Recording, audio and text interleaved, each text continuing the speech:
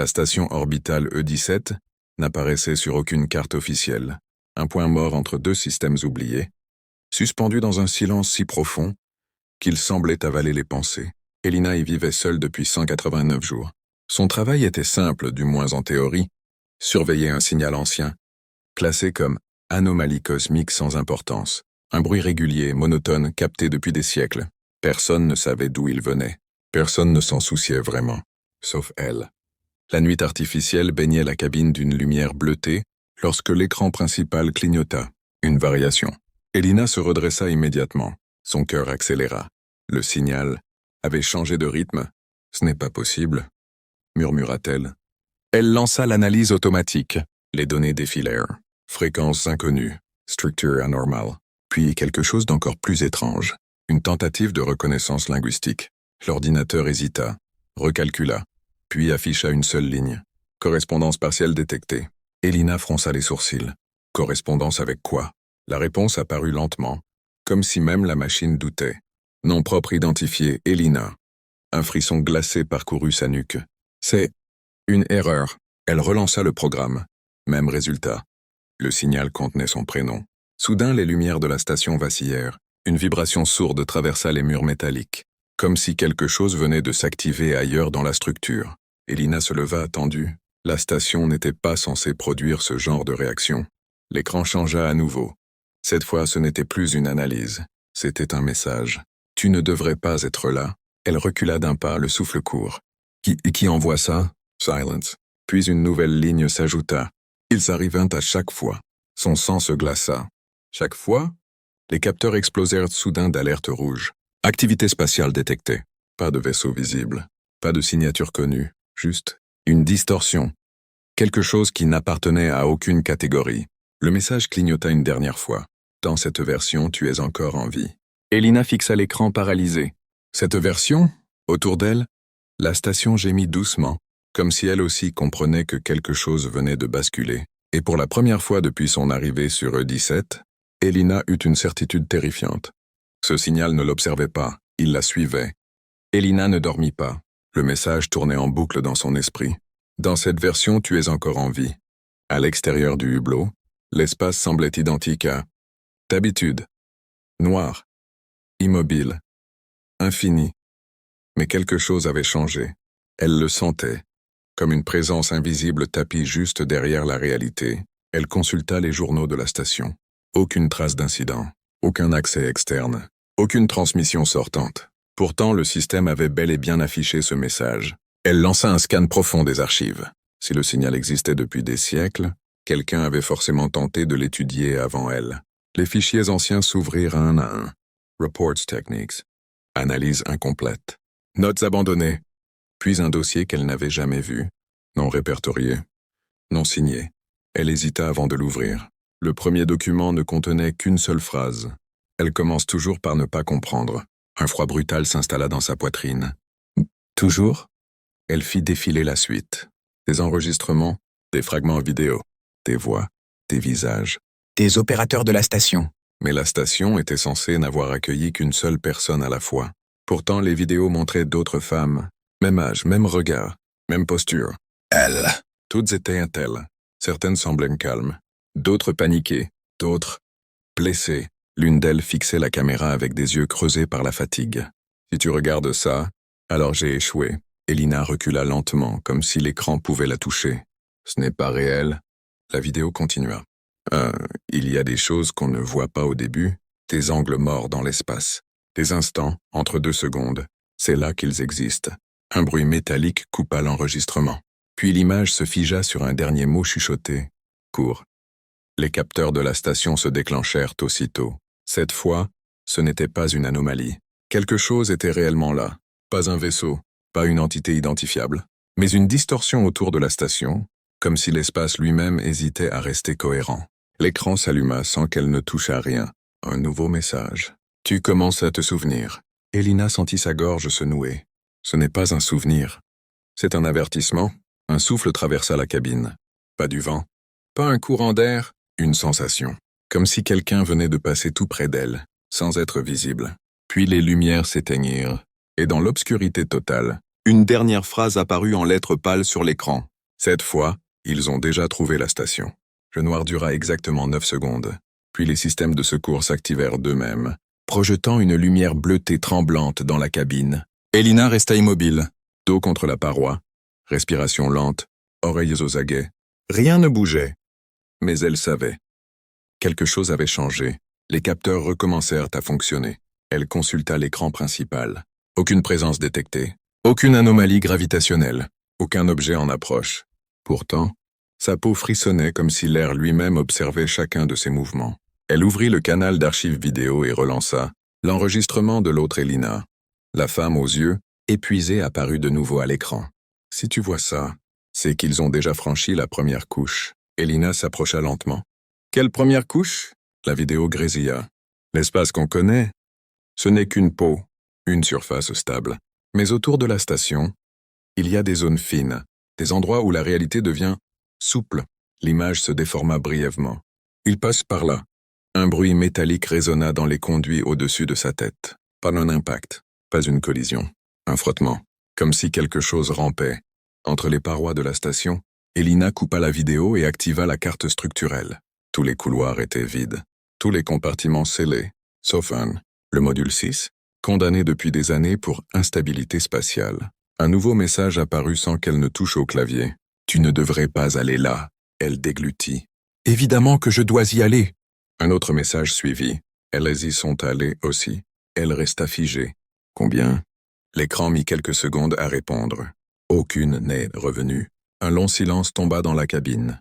Puis très lentement, presque avec douceur, une autre phrase apparut. « Mais toi, tu es différente. » Son cœur accéléra. « Pourquoi ?» La réponse ne vint pas sous forme de mots, mais d'une image. Une courte vision. Un fragment brutal. Elle vit la station de l'extérieur. Des ombres accrochées à la structure. Des formes qui n'étaient pas solides, mais pas entièrement immatérielles non plus.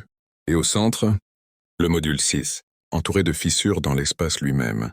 Puis la vision cessa. Elina resta haletante, la main tremblante sur la console. « Vous êtes quoi ?» murmura-t-elle. L'écran resta noir quelques secondes. Puis lentement, une dernière phrase apparut. « Nous sommes ce qui te maintient en vie. » Un nouveau bruit traversa la station. Cette fois, plus proche, juste derrière la cloison de sa cabine. Très lentement, quelque chose gratta la paroi intérieure. La porte du module 6 était exactement comme dans ses souvenirs. Grise, froide, marquée d'un ancien sceau rouge à moitié effacé. Zone instable. Accès interdit.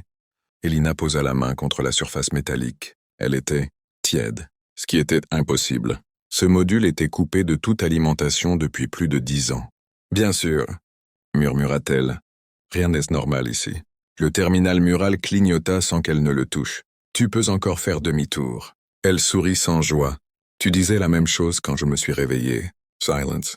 Puis, ET-tu a survécu. Un bruit sourd vibra derrière la porte. Comme un battement, lent, régulier. Pas mécanique. Organique. Son doigt hésita une fraction de seconde, puis elle déverrouilla. La porte glissa dans un souffle. L'intérieur du module 6 n'était pas vide. C'était vivant. Les parois semblaient couvertes de fines veines luminescentes, pulsant doucement comme un réseau nerveux.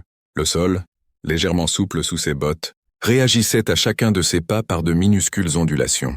Au centre du module flottait une sphère sombre. Pas une machine, pas un objet.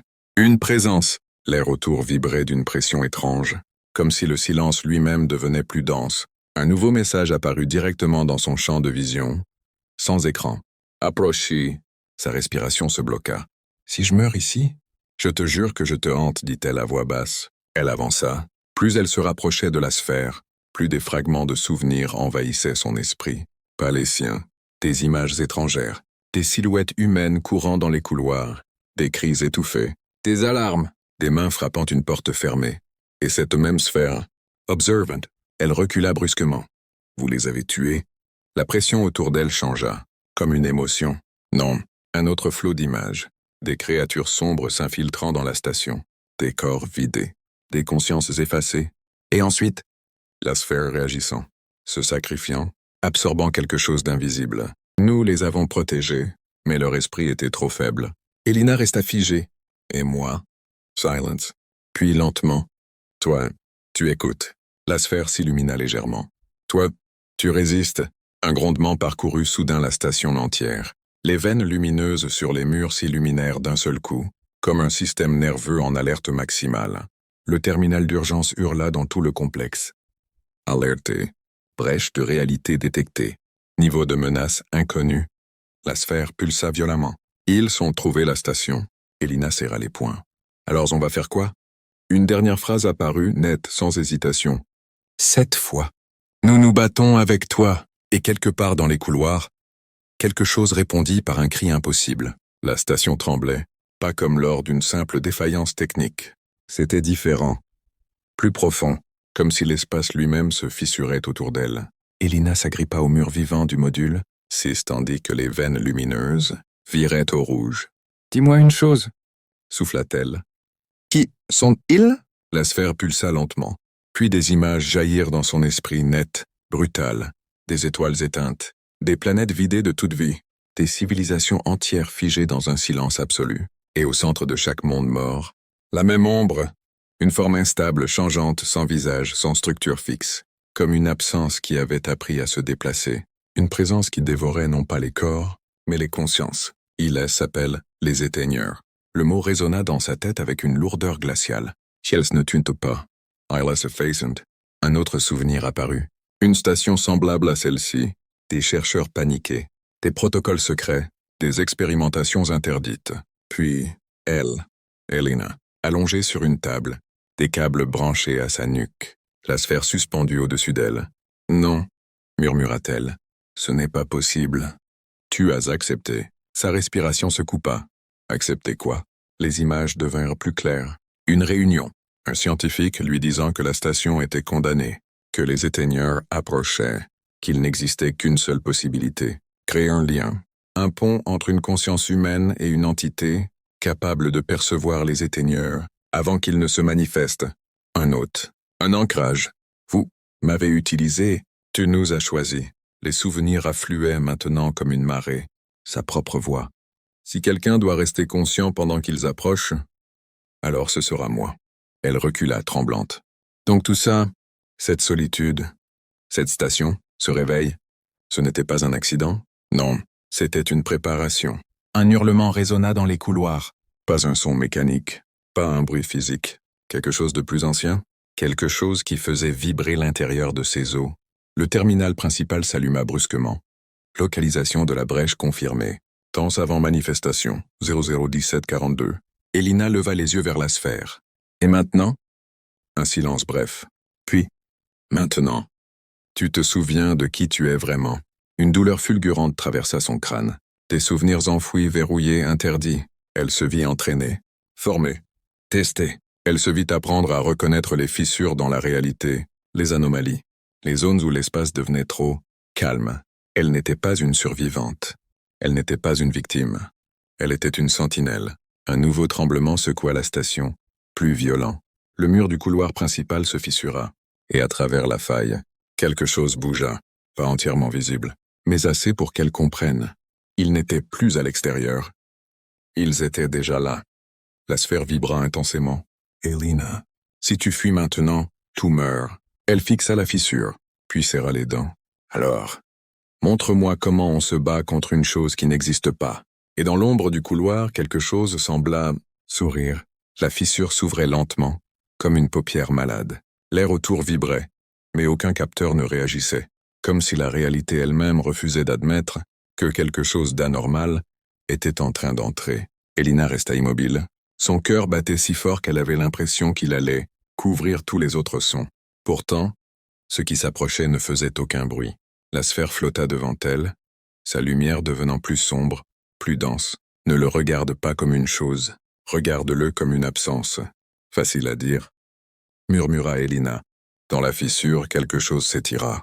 Pas une créature, pas un corps, mais une zone où la lumière se comportait mal, où les ombres semblaient avaler les murs. Une portion de vide qui avançait, et soudain, une pensée étrangère frôla son esprit, froide, curieuse, comme si quelque chose la goûtait. Elina porta une main à sa tempe. « Il me voit ?»« Oui, parce que tu peux le voir. » La pression mentale augmenta brutalement. Des images parasites envahirent son esprit, souvenirs brouillés, visages qu'elle ne reconnaissait pas, voix qui murmuraient dans des langues mortes. Elle tomba à genoux. Arrête ça! Cria-t-elle. La sphère pulsa violemment.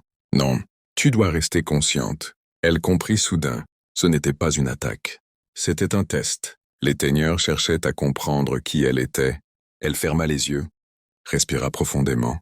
Puis, au lieu de résister, elle fit quelque chose d'instinctif. Elle observa. Elle laissa passer les images sans paniquer.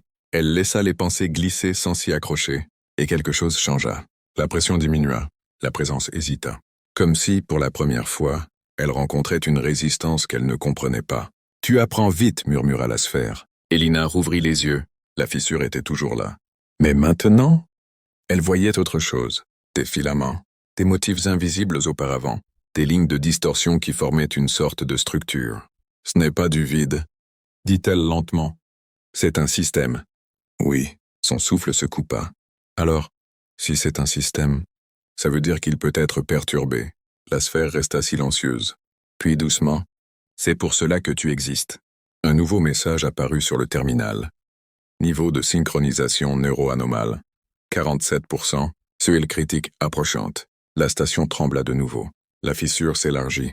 Mais cette fois, Elina ne recula pas.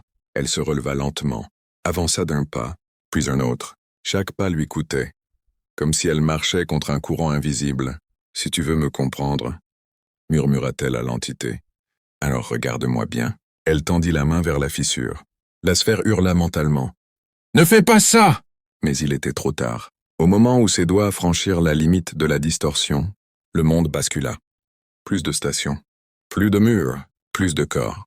Elle se retrouva dans un espace impossible, un océan de fragments de mémoire, de consciences brisées, de civilisations éteintes, des milliards de voix réduites à des échos.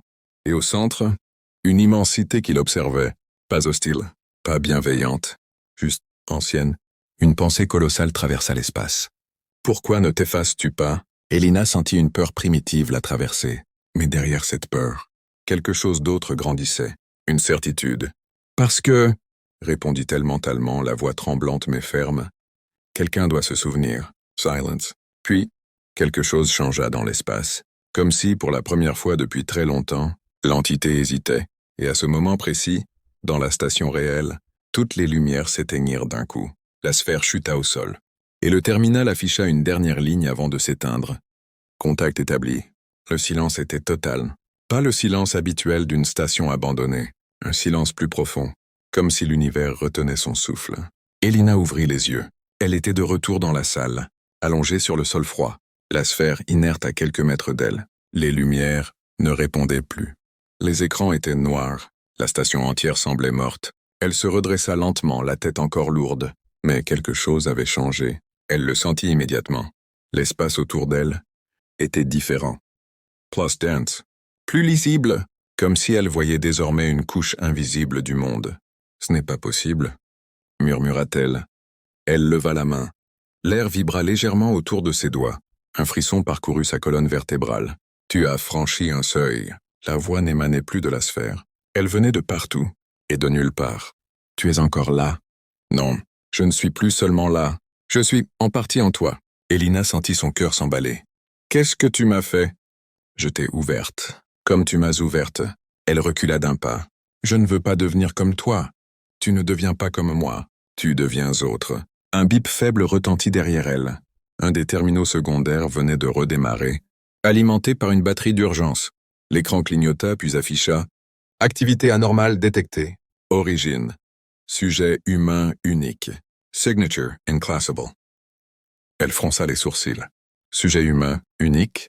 Un nouveau message apparut. « Balise externe activée. Position transmise hors secteur. » Son sang se glaça. « Non, non, non, non. ILS ton détecté. » Qui trailer key?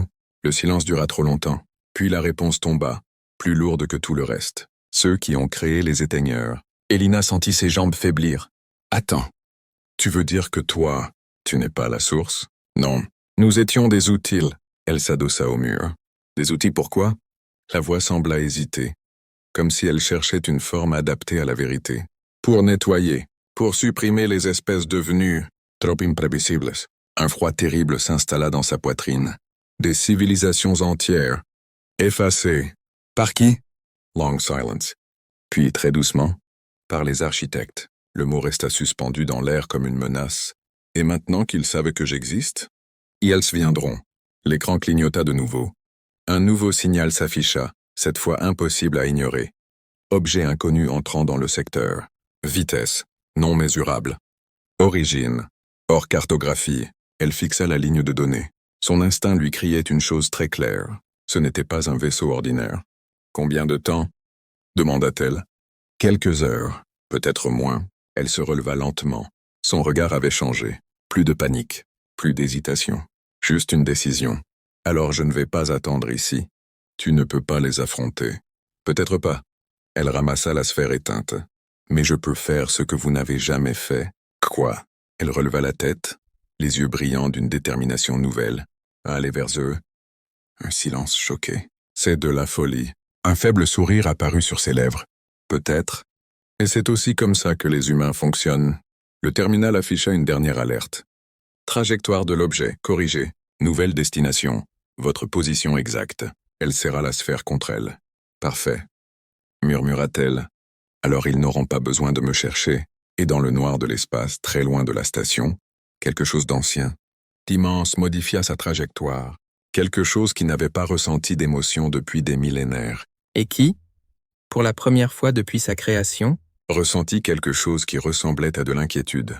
Le vaisseau qu'Elina avait réussi à réactiver tremblait sous la pression de l'espace, pas à cause d'un dysfonctionnement, mais à cause de ce qui arrivait.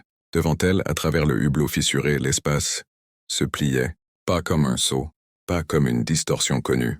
C'était comme si la réalité elle-même reculait devant quelque chose. ILS sont là. La voix en elle était plus faible qu'avant. Comme si même elle avait peur. Elina inspira profondément. Alors montre-moi tout. Un silence. Puis une avalanche d'images envahit son esprit.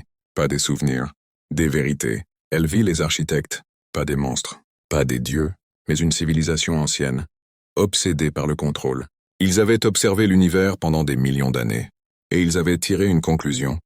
Les espèces libres finissent toujours par devenir incontrôlables. Alors ils avaient créé des systèmes, des intelligences, des entités comme la sphère, les éteigneurs, des mécanismes chargés de surveiller, analyser, puis effacer, chaque fois qu'une civilisation devenait trop imprévisible, trop créative, trop humaine. Vous étiez leurs gardiens? Murmura Elina. Et leurs armes? Oui. Elle sentit une tristesse immense derrière cette voix. Et maintenant que moi je vous ai libérés, elles ont perdu le contrôle. Le vaisseau vibra plus violemment. Un signal apparut sur l'écran. Objet à distance critique. Structure non euclidienne. Aucune donnée disponible. Elle n'avait jamais vu ça, même pas dans les archives. Ils viennent me récupérer? Non. Ils viennent effacer l'erreur. Moi. Toei. Un sourire triste traversa le visage d'Elina. Évidemment. Elle posa une main sur le tableau de commande. Dis-moi la vérité. Il existe un moyen de les arrêter? Un long silence. Puis enfin. Oui, mais tu ne survivras pas. Elle ferma les yeux.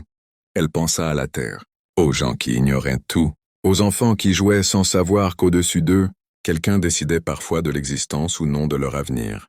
Et si je ne fais rien? Alors ils reprendront le contrôle. Et le cycle recommencera. Elle rouvrit les yeux. Comme, Claire, explique-moi. Les données affluèrent. Les architectes existaient dans une dimension de contrôle, mais ils dépendaient d'un réseau, un cœur logique, une structure fondamentale. Et cette structure pouvait être infectée, pas par un virus, mais par une idée, une contradiction, un paradoxe. Ils ne peuvent pas comprendre le libre arbitre. cesse leur faille. Tu veux dire que si je me connecte à leur système, tu deviens la preuve, l'erreur irrésoluble, la variable qu'ils ne peuvent pas supprimer. Le vaisseau trembla encore plus fort. À travers le hublot, quelque chose apparaissait. Une structure immense, impossible à décrire, comme un temple fait de vide et de lumière. Les architectes, elle se leva lentement. Donc je dois entrer là-dedans. Oui. Et leur montrer qu'un humain peut choisir. Oui. Elle resta immobile un instant, puis murmura. C'est ironique, non? Expliquez. Toute ma vie, on m'a dit que je n'étais personne, juste une technicienne, une remplaçable. Elle regarda la structure cosmique devant elle. Et maintenant, je suis un problème pour des entités qui contrôlent l'univers. Un léger écho de ce qui ressemblait presque à de l'admiration traversa la voix. C'est ce que signifie être humain. Elle activa la séquence manuelle. Le vaisseau s'orienta droit vers la structure. Les alarmes hurlèrent. Le système tenta de l'empêcher. Trop dangereux. Impossible. Interdit. Elle sourit. Oui. Typiquement humain. Elle posa la main sur le cœur du système. Merci pour m'avoir choisi. Ce n'est pas nous qui t'avons choisi. Une pause. C'est toi qui as choisi d'ouvrir la porte. Le monde devint lumière, puis silence. Épilogue. Des années plus tard. Dans une station scolaire autour de Jupiter, une petite fille regarde les étoiles à travers un hublot. Papa, c'est vrai qu'avant, quelqu'un décidait si on avait le droit d'exister. Son père hésite puis hoche la tête. Oui, mais quelqu'un a changé ça. Un soldat? Non. Il sourit doucement. Une femme qui a simplement refusé d'obéir. La fillette colle sa main contre la vitre. Elle est devenue quoi? Il regarde l'espace. Longtemps. Une histoire. Une légende. Et une protection. Dans le vide entre les étoiles, invisible mais présente, quelque chose veille. Pas une machine. Pas une arme. Mais une conscience. Un choix devenu éternel.